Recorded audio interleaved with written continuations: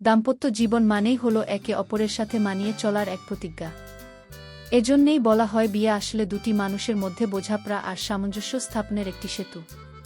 প্রতিটি বিবাহিত জীবনে এই বোঝাপড়াটা অত্যন্ত জরুরি। অনেক সময় পরিবারের পছন্দে বিয়ে হলেও মনের মিল না হওয়ায় মানুষ হিংসা, অবহেলার শিকার হতে পারে।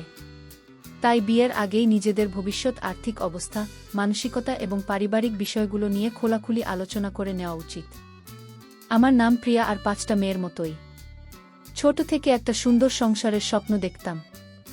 আমি এমন একজন জীবনসঙ্গী চেয়েছিলাম যে আমাকে খুব ভালোবাসবে, যার মধ্যে রোমান্টিকতা থাকবে এবং যে আমার সব বিষয়ে খেয়াল রাখবে। সেই স্বপ্ন নিয়েই আমার বিয়ে হয়েছিল রোহনের সাথে। বিয়ের পর প্রথম সবকিছু স্বপ্নের মতোই ছিল। বাসর রাতে রোহনের ভালোবাসার আদর পেয়ে মনে হয়েছিল আমি আমার স্বপ্নের রাজকুমারকে পেয়ে গেছি। কিন্তু সেই সুখ বেশিদিন স্থায়ী হল না। বিয়ের মাত্র 1 সপ্তাহ পর থেকেই আমি বুঝতে পারলাম আমি যা চেয়েছিলাম তা হয়ে পাইনি। আমার স্বামী রোহন সারাদিন বইয়ের পাতায় ডুবে থাকত। তার জীবনের একমাত্র লক্ষ্য ছিল আইএএস অফিসার হওয়া। এই স্বপ্নের পেছনে সে গত 5 বছর ধরে ছুটছিল, কিন্তু কিছুতেই সফল হতে পারছিল না। হাল ছাড়ার পাত্র সে ছিল না। তার বিশ্বাস ছিল একদিন সে সফল হবেই। সারাদিন সে অনলাইনে ক্লাস করত আর পড়াশোনা নিয়েই ব্যস্ত থাকত। আমাকে দেওয়ার মতো তার কাছে কোনো সময় ছিল না। আমি তার কাছে একটু সময় কাটাতে গেলেই সে বিরক্ত হতো। আমাকে বলতো, দেখো প্রিয়া, তুমি এভাবে সারাক্ষণ আমার পেছনে লেগে থাকলে আমার পড়াশোনার ক্ষতি হবে। এবারের পরীক্ষায় আমাকে পাশ করতেই হবে। দয়া করে আমাকে বিরক্ত করা বন্ধ করো। স্বামীর মুখে এই কথা শুনে আমার খুব কষ্ট হলো। একদিন আমি তাকে বলেই ফেললাম, তুমি তো গত 5 বছর ধরেই পরীক্ষা দিচ্ছ, কিন্তু পাশ করতে পারোনি। এবার এমন কি হবে যে তুমি পাশ করে যাবে? আর তোমার যদি পড়াশোনা করার এত ইচ্ছে ছিল, তাহলে আমাকে বিয়ে কেন করেছিলে? এই বাড়িতে কি একজন কাজের লোকের দরকার ছিল? সেই জন্যই কি আমাকে বিয়ে করে এনেছো, যাতে আমি সারাদিন বাড়ির সব কাজ করি, তোমার বাবা মায়ের সেবা করি? এর বিনিময়ে আমি কি তোমার থেকে একটু ভালোবাসা আশা করতে পারি না? এই বিয়ের তাহলে অর্থ কি দাঁড়ালো? তুমি শুধু নিজের স্বপ্ন পূরণের কথাই ভাবছ। আমার স্বপ্নের কি হবে? আমার সব কথা শুনে রোহন আমার কাঁধে হাত রেখে শান্ত করার চেষ্টা করল। বলল, প্রিয়া, শান্ত হও। আমি একবার আইএএস হয়ে গেলে তোমার সব স্বপ্ন পূরণ করব। এই বলে সে বই খাতা নিয়ে পাশের ঘরে চলে গেল। সেদিন আমার মনটা খুব ভারাক্রান্ত ছিল। মনের বোঝা হালকা করার জন্য আমি আমার সবচেয়ে কাছের বান্ধবীকে ফোন করে সব কথা খুলে বললাম। সব শুনে সে আমাকে বরকে নিজের দিকে ফেরানোর জন্য একটা বুদ্ধি দিল। আমাদের বাড়িতে রোহনের এক বন্ধু আসত, যার নাম সুমন। রোহন আর সুমন একসাথে পড়াশোনা করত। একদিন সুমন যখন আমাদের বাড়িতে এলো, আমি আমার বান্ধবীর কথামতো রোহনের মনোযোগ কাড়ার জন্য সুমনের সাথে গিয়ে কথা বলতে শুরু করলাম। কিন্তু আমার এই আচরণ দেখে আমার শাশুড়ি আর রোহন দুজনেই খুব রেগে গেল। তারা আমাকে ধমক দিয়ে বলল, প্রিয়া, তুমি বাড়ির নতুন বউ, সবার সাথে এত কথা বলার দরকার নেই, ভেতরে যাও। সেদিন আমি বুঝতে পারিনি তারা কেন আমাকে সুমনের সাথে কথা বলতে বারণ করেছিল। এর পেছনে কারণটা আমি পরে বুঝতে পেরেছিলাম, যখন আমার বান্ধবী দেওয়া বুদ্ধিটা আমার জন্য একটা বিপদ ডেকে এনেছিল। আমি আসলে চেয়েছিলাম সুমনকে ব্যবহার করে রোহনকে ঈর্ষান্বিত করতে, যাতে সে আমার প্রতি একটু বেশি যত্নশীল হয়। তাই আমি রোহনকে দেখিয়ে দেখিয়ে সুমনের সাথে খুব মিষ্টি করে কথা বলছিলাম। আমার পরিকল্পনা কিছুটা কাজও করেছিল। রোহন যে মনে মনে বলছিল তা তার মুখ দেখেই বোঝা যাচ্ছিল, আর এটা দেখে আমি মনে মনে খুশিই হচ্ছিলাম। কিন্তু সমস্যা হলো, অন্য জায়গায় আমার মিষ্টি ব্যবহারকে সুমন ভুলভাবে নিয়েছিল। সে ভেবেছিল আমিও তার প্রতি আগ্রহী। একদিন সে আমার ঘরের ভেতরে একটা চিঠি ছুঁড়ে ফেলে দিল। চিঠিতে লেখা ছিল, প্রিয়া বৌদি, কাল সন্ধ্যায় তোমার সাথে পার্কে দেখা করতে চাই। আমি সেটার সময় তোমার জন্য অপেক্ষা করব। চিঠিখানা পড়িয়ে আমার মাথা গরম হয়ে গেল, কারণ সেই চিঠিতে অত্যন্ত নোংরা ভাষায় লেখা ছিল যে সে আমাকে ভোগ করতে চায়। আমাকে দেখে নাকি তার চাহিদা জেগেছে এবং সে আমাকে অনেক ভালোবাসা দেবে।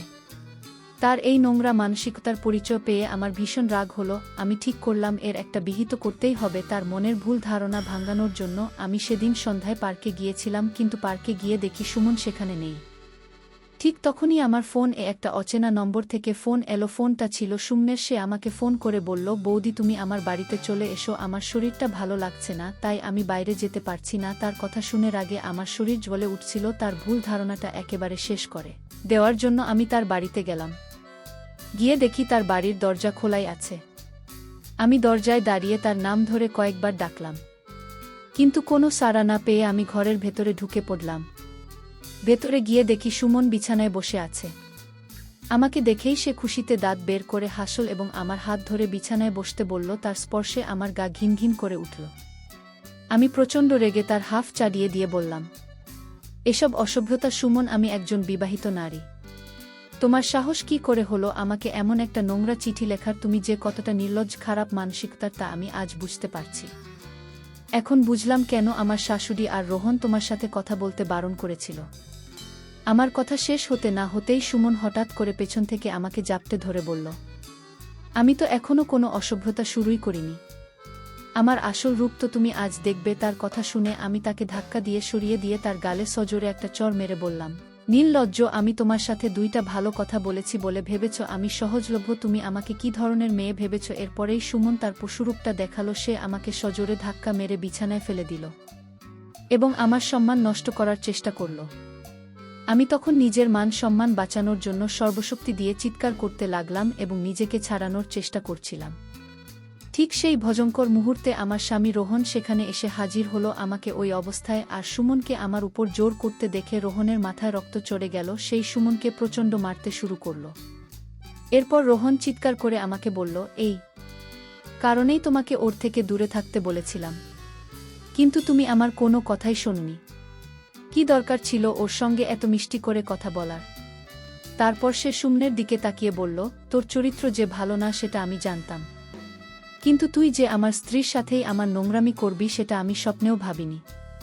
ঠিক তোর মতো বন্ধুর সাথে আমি এতদিন মিশেছি, আজ থেকে তোর আর আমার বন্ধুত্ব শেষ। সেদিনের ঘটনায় আমি খুব লজ্জিত এবং অনুতপ্ত ছিলাম। আমি কাঁদতে কাঁদতে রোহনকে জড়িয়ে ধরে তার কাছে ক্ষমা চাইলাম। সুমন ও রোহনের পা ধরে ক্ষমা চাইতে লাগল যাতে রোহন পুলিশকে না ডাকে। সেদিন আমি বুঝতে পেরেছিলাম বরের মনোযোগ পাওয়ার জন্য আমি যে পথ বেছে নিয়েছিলাম তা কত বড় ভুল ছিল।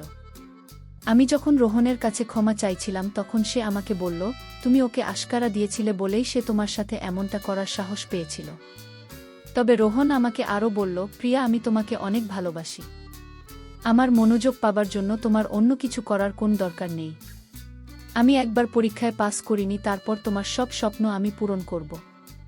কিন্তু আমাকে কিছুটা সময় দাও আর আমাকে একটু বোঝার চেষ্টা করো। সেদিন আমি আমার ভুল বুঝতে পেরেছিলাম আর রোহনকে কথা দিয়েছিলাম যে আমি তার পাশে থাকব।